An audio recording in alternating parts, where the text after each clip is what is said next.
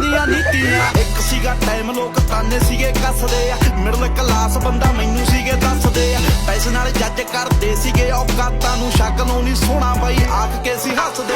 ਮੈਂ ਕਿਹਾ ਬਾਈ ਉਹ ਤੂੰ ਗੇਮਾਂ ਦੇਖੀ ਪੈਂਦੀਆਂ, ਕਰਦਾ ਜੋ ਗੱਲਾਂ ਇਹ ਸਦਾ ਨਹੀਂ ਉਹ ਰਹਿੰਦੀਆਂ। ਜੁੱਟ ਚਾਹੀਦੀ ਜੰਗ ਜ਼ਿੰਦਗੀ ਦੀ ਜਿੱਤਣੇ ਨੂੰ, ਪੱਲਿਆ ਮਕਾਮੇ ਇੱਥੇ ਸ਼ਕਲਾਂ ਨਹੀਂ ਲੈਂਦੀਆਂ। ਉਹੀ ਹੋਈ ਗੱਲ ਰੀਤ ਦੁਨੀਆ ਦੀ ਚੇਂਜ ਹੋਈ, ਪੱਲੇ ਸੀਗਾ ਸਾਈਕਲ ਤੇ ਸਾਈਕਲ ਤੋਂ ਰੇਂਜ ਹੋਈ। ਮਾਰਦੀ ਐ ਗੱਲਾਂ ਸਾਲੀ ਦੁਨੀਆ ਤਾਂ ਵਿਹਲੀ ਐ, ਹੁਣ ਦੇਖ ਜੀਟੀ ਰੋਡ